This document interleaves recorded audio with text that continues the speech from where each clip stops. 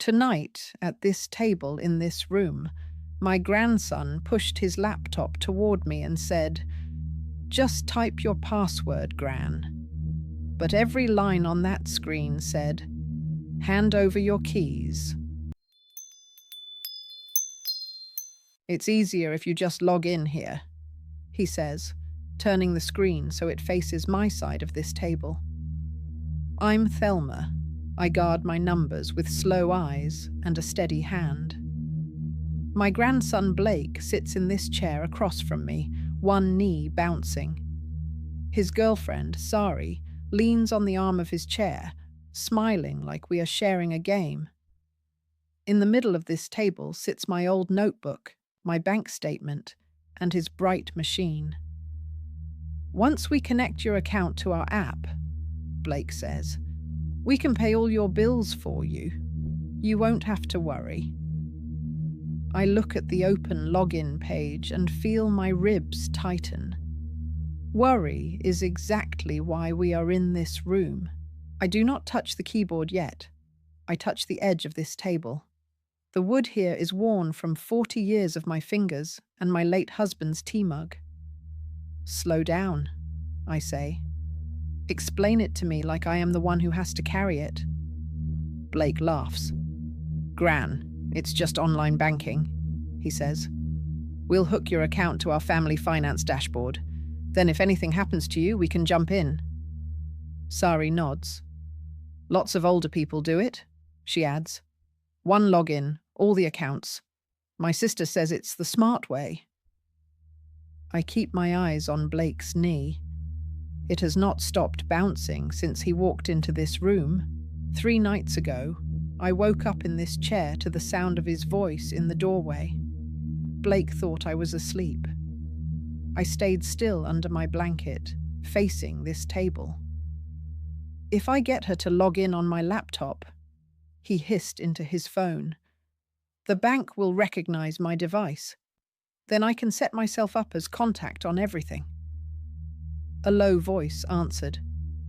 I think it was Sari's brother. "Move fast," it said, "before she changes her mind or someone else warns her." My heart thudded against the back of this chair.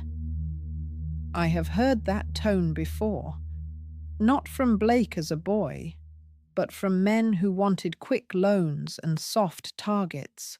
The next morning, in this room, I pulled my paper file from the drawer of this table. Old bills, neat statements, my pension letters. I have paid every bill on time from this chair since before Blake was born. No shut-off notices, no overdraft fees, no, "Oops, I forgot."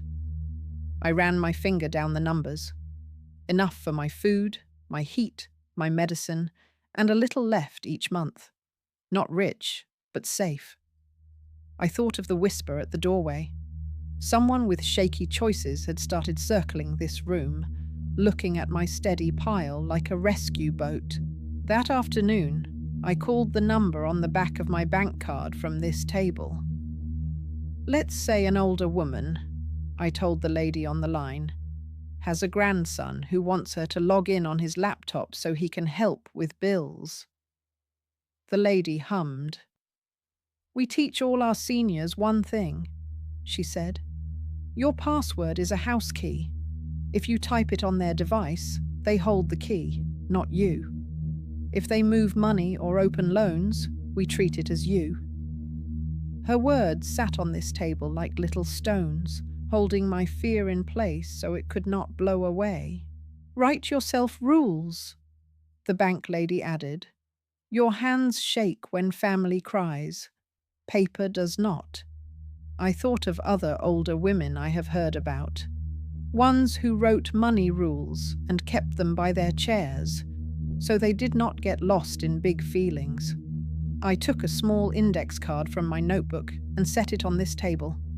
In slow, dark letters I wrote, 1. My password only goes into devices I own. 2. Codes from my phone stay with me. 3. No new names added to my bank without a neutral helper.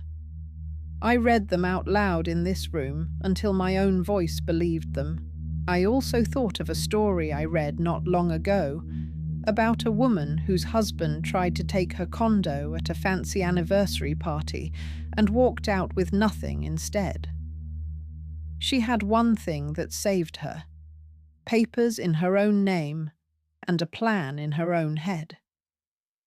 If she can hold that line in front of 100 people, I told myself in this chair, I can hold mine in front of 2 children at this table. I slid the index card under my bank statement and waited. I did not have to wait long. Now Blake clears his throat and nudges the laptop closer across this table. See, he says. It already has your bank picked. You just put in your username and password once. Then the system remembers. Sari smiles. After that, we can automatically pay your utilities and stuff, she says. You won't even see the money move. No stress. I stare at the box on the screen where they want my words. Under it, in light grey, is tiny writing. I pull the laptop nearer and tilt it toward the lamp. Let me read, I say. Blake groans. Gran, you trust me, right? Trust likes light, I reply. Turn this so the light can see too. The small print is tight, but my glasses are stronger. By logging in on this device, it says, you authorize recognized users on this device to view balances and initiate transactions on your behalf. I tap that sentence. Who are the recognized users? I ask. Blake shrugs. Just us, he says. Me and Sari. We're family. We'll be here when you need help. I nod at the screen. And if we argue next year? I ask. If you move away? If you get into trouble and someone freezes your accounts? This machine is still in your house. My money would still be walking through your door, not mine. Blake's smile tightens. Gran, you're overthinking, he says. The whole point is to simplify. We can link your account to my budgeting app. I already have my student loans, our car payment, the credit cards, everything. We just add yours and boom, one picture. Sari adds, and we can set monthly transfers from your account to ours so you don't have to worry about lending us money when we're short. Her words are soft, but my ears are sharp. Lending money and automatic transfers are not the same thing. One asks each time. One never asks again. I slide the laptop an inch back across this table and fold my hands. Before I type anything, I say, tell me about your bills. Blake stiffens. We're fine, he mutters. Everyone has a little debt. I wait. Silence sits with us in this room. Finally, Sari exhales. We got behind, she says. 2 credit cards, 1 buy now, pay later thing. Interest is crazy. They keep calling. Your account would calm everything down. She looks at me with big eyes. It's not that much. How much? I ask. The number, when it comes, is not small. It is bigger than my whole emergency fund. I take my index card from under the statement and place it next to the laptop on this table. What's that? Blake asks. My policy, I say, written while my head was clear. I read the first line aloud. 1. My password only goes into devices I own. I look from the card to the laptop. Who owns this machine? Me, Blake says, confused. You bought it with your own money? I ask. No, Sari says quietly. His friend put it on his credit. I nod. Then my password does not belong inside it. I read the second line. 2. Codes from my phone stay with me. Blake frowns. That's just 2-factor, he says. Everyone shares codes. When the bank texts you, you tell us the number, we type it in, and boom, it's safe. I shake my head. 2-factor is like a second lock, I say. You want me to hand you both keys? If someone at your work or in your group of friends sees that code on your phone because you forgot to lock it, they get my keyring too. I tap the card. My code only goes into my own fingers. I read the third line. 3. No new names added to my bank without a neutral helper. Blake throws himself back in his chair. Neutral helper? He repeats. What, like some stranger behind a desk? Like someone whose job is not to get my money, I say. A counselor from the clinic, a banker on speakerphone, a legal advisor. Not you, who wants things from my account. Not Sari, who shares your debts. Someone who will look me in the eye from this table and tell me what I am signing. My voice stays calm. The card keeps me from drifting. Blake's patience cracks. We're trying to help you, he snaps. Do you know how many old people get scammed because they can't manage online banking? We're offering free labor. We could have just done it without telling you, you know. There are ways. The threat is soft, but it is there. I feel it like a draft in this room. You are right, I say quietly. Some old people do get scammed. I touch my chest. I am working hard not to be one of them. That is why we are having this talk at this table instead of me signing blind. Sari leans forward now, her smile gone. If you don't help, she says, we might lose our place. If the bank flags us again, the landlord could kick us out. Then we'll have to sleep on your couch. She glances around this room as if measuring it. Do you want that? I look at my steady chair, my quiet table. If life hits you and you arrive here with bags and tired eyes, I say, we will talk. We will find some way to share space for a time.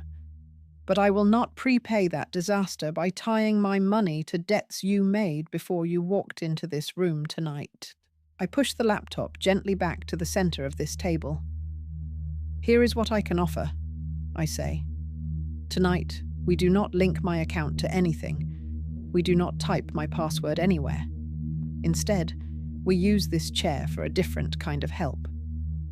Blake folds his arms. What help? He asks. We put your bills on this table, I say. We call the numbers on them from my phone, on speaker. I sit here while you ask for payment plans in your own names. I help you write down what they say. If there is one small gap at the end, I might choose to cover a month as a gift. But I will not be the new owner of your old mistakes. For a long moment, no one speaks. The clock on the wall ticks. The laptop screen goes dim and then dark between us. At last, Sari reaches for her bag. She pulls out a crumpled stack of envelopes and lays them on this table. If we call, she says, will you really sit with us? Her voice is smaller now, less sharp. Yes, I say. I will boil water. I will hand you tissues. I will not hand you my login. Blake rubs his face. The woman on the phone will be rude, he mutters. Maybe, I say. But she will be rude to the right names. We spend the next hour in this room. The laptop stays closed. My old landline sits between us on this table, its cord curled like an old cat. Blake and Sari take turns talking to strangers about numbers they tried not to see. Sometimes they cry. Sometimes they argue. Sometimes they breathe and write. I say little. I pour tea. When the last call ends, they have plans instead of threats. No magic, no miracles, just agreements and dates. I still think your way is old-fashioned, Blake says finally. Old-fashioned is what kept this roof paid for, I answer. And what keeps my password inside this chair. After they leave, I sit alone at this table with my index card in front of me. My hands shake, but my account is still mine. My phone, my password, my little stack of steady statements, all still here in this room. If you are listening and someone brings a bright laptop to your table and calls it family access, remember, your login is not love. Your password is not proof of trust. You are allowed to read every line. You are allowed to say, I will help with time, not with keys. You are allowed to keep your numbers in your own hands, in this room, at this table,